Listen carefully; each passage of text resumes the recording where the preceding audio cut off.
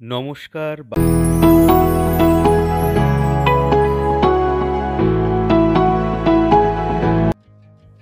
আজ আমি মাইক্রোবায়োলজির একটি যুগান্তকারী আবিষ্কার নিয়ে আলোচনা করতে চলেছি, যা বর্তমানে কৃষি, উদ্যান ও শখের বাগানীদের কাছে প্রভূত সমস্যার সমাধান ঘটিয়ে এক বিরাট চিন্তার হাত থেকে আমাদের বাঁচাবে। আমরা প্রতিনিয়ত ছত্রাকঘটিত রোগ নিয়ে বিরাট সমস্যার সম্মুখীন হয়ে থাকি। রাসায়নিক ছত্রাকনাশক ব্যবহার করে কখনোই দীর্ঘমেয়াদী প্রতিরক্ষা ব্যবস্থা পাওয়া সম্ভব হয় না। তবে সমস্ত ছত্রাকই কিন্তু ক্ষতিকারক নয়। এমন কিছু ছত্রাক রয়েছে যা ক্ষতিকারক ছত্রাককে মেরে ফেলে তাদের নিজেদের বংশবিস্তার ঘটিয়ে ছত্রাক ঘটিত সমস্ত রোগ থেকে আমাদের চাষকে সুরক্ষিত রাখে। এমনই একটি বন্ধু ছত্রাক বা মিত্র ছত্রাক হচ্ছে ট্রাইকোডার্মা ভিরিডি। এটির ব্যবহার দীর্ঘমেয়াদী ছত্রাক ঘটিত রোগকে নির্মূল করে। এটির প্রতিরক্ষা ব্যবস্থা একবার ব্যবহার করলে কমপক্ষে 6 মাস থেকে 2 বছর পর্যন্ত স্থায়ী হতে পারে উপযুক্ত ব্যবস্থা গ্রহণের মাধ্যমে। এটি সাদা গুঁড়ো আকারে ল্যাবরেটরিতে প্রস্তুত হয়, যা বর্তমানে বাজারে সহজেই উপলব্ধ। এর বিভিন্ন ব্যবহারিক প্রয়োগের রীতিনীতি ও কৌশল রয়েছে। যে কোনো ধরনের কম্পোস্ট সার, যেমন গোবর সার, ভার্মিকম্পোস্ট, পাতা পচা সার বা যে কোনো ধরনের অর্গানিক ফার্টিলাইজারের সঙ্গে কিন্তু এটা ব্যবহার করা যেতে পারে। তবে সাধারণত ভার্মিকম্পোস্ট বা গোবর সারকেই বেছে নেওয়া হয়ে থাকে। টবের ক্ষেত্রে যদি আমরা 10 ইঞ্চি টব বেছে নিই, তাহলে একটা 10 ইঞ্চি টবে যে পরিমাণে কম্পোস্ট ধরে সেই পরিমাণের সঙ্গে 1 চামচ ট্রাইকোডার্মা ভিরিডি পাউডার ভালো করে মিশিয়ে হালকা জল ছিটিয়ে আমরা যে কোনো ছায়াযুক্ত জায়গায় ঢাকা দিয়ে রাখতে পারি। এক্ষেত্রে ঢাকা দিয়ে রাখলে ভিতরে হালকা উষ্ণতা সৃষ্টি হবে, যা ট্রাইকোডার্মা কলোনি ফর্ম হতে সাহায্য করবে এবং এর ফলে মাটিতে অ্যাক্টিভ ট্রাইকোডার্মা গ্রোথ চলে আসবে এবং যা পরবর্তীতে একটা বায়োলজিক্যাল ফাঙ্গিসাইডের কাজ করবে। দেখুন, ঠিক এরকমই হালকা ভিজে ভিজে ভাব থাকবে, যাতে করে ট্রাইকোডার্মাটা সহজেই বিস্তার লাভ করতে পারে।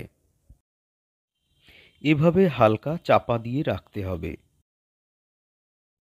চাষের জমির ক্ষেত্রে মোটামুটি 1 বিঘে জমির জন্যে আমরা পরিমাণ মতো গোবর সার বা ভার্মিকম্পোস্টের সঙ্গে 1 কেজি ট্রাইকোডার্মা ভিরিডি পাউডার ভালো করে মিশিয়ে হালকা জল ছুটিয়ে যে কোনো একটা ছায়াযুক্ত জায়গায় পলিথিন চাপা দিয়ে আমাদেরকে কম করে 15-20 দিন রেখে দিতে হবে। এরপর সেটিকে ব্যবহার করতে হবে যে জায়গাতে আমরা গাছ লাগাবো, ঠিক সেই জায়গাতে। এর পরবর্তী যে ব্যবহারিক প্রয়োগটি রয়েছে সেটি হচ্ছে বীজ শোধনের ক্ষেত্রে। আমরা সাধারণত বীজ শোধনের ক্ষেত্রে যে কোনো অ্যান্টিফাঙ্গাল ব্যবহার করে থাকি, কিন্তু ট্রাইকোডার্মা ভিরিডিও কিন্তু একই রকমভাবে বীজ শোধনের ক্ষেত্রে ব্যবহার করা যেতে পারে।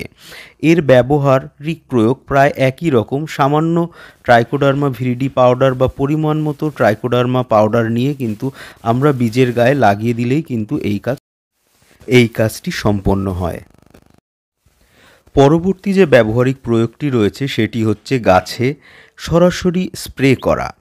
আমরা যেভাবে অ্যান্টিফাঙ্গাল স্প্রে করে থাকি, ঠিক একই রকমভাবে আমরা এটি জলের সঙ্গে মিশিয়ে 1 লিটার জলে 1 চামচ ট্রাইকোডার্মা পাউডার মিশিয়ে ভালো করে মিশ্রণ প্রস্তুত করে নিয়ে গাছের ফোলিয়ার স্প্রে বা কাণ্ডে স্প্রে কিন্তু আমরা করতে পারি। এক্ষেত্রে মনে রাখতে হবে, কখনোই কিন্তু ট্রাইকোডার্মা ভিরিডির সঙ্গে কোনো অ্যান্টিফাঙ্গাল ব্যবহার করা যাবে না, কারণ ট্রাইকোডার্মা নিজেতেই একটি ফাঙ্গাস। সেজন্য যদি আমরা কোনো অ্যান্টিফাঙ্গাল ইউজ করি, সেক্ষেত্রে কিন্তু ট্রাইকোডার্মাটি মারা যাবে। যে সমস্ত ফসল আমরা সরাসরি খাই, যেমন পুদিনা পাতা, ধনে পাতা, এই সমস্ততে ট্রাইকোডার্মা ব্যবহার করা ভীষণই ফলদায়ী। তাছাড়া যে কোনো ধরনের সাকুলেন্টের ক্ষেত্রে কিন্তু এটি খুবই উপযুক্ত। তবে মাটি প্রস্তুত করার সময় যদি আমরা ট্রাইকোডার্মা দিয়ে থাকি, তাহলে ধীরে ধীরে কিন্তু ট্রাইকোডার্মা গাছে বিস্তার লাভ করবে এবং পরবর্তীতে কিন্তু ফাঙ্গাল ইনফেকশন কিন্তু আসবে না।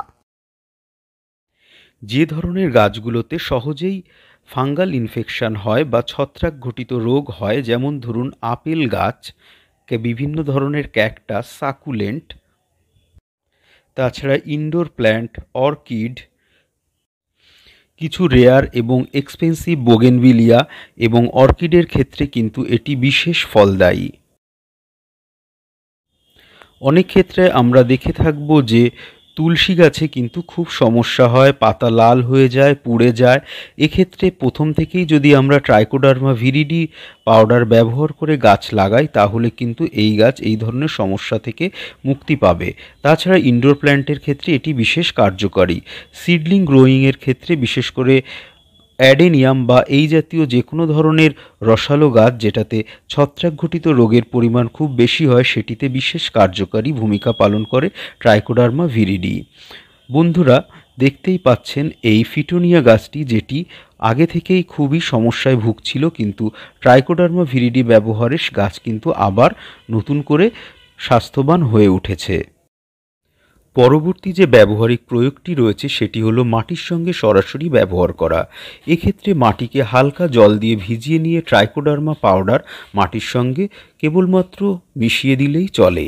তবে মনে রাখতে হবে কোনো রকম কেমিক্যাল ফাঙ্গিসাইড কিন্তু ব্যবহার করা যাবে না। যেহেতু ট্রাইকোডার্মা ভিরিডি নিজেই একটি ফাঙ্গাস, সেজন্য কেমিক্যাল ফার্টিলাইজার ব্যবহারে ট্রাইকোডার্মা নিজেই মারা যাবে এবং এর কোনো ফল কিন্তু সেক্ষেত্রে পাওয়া যাবে না।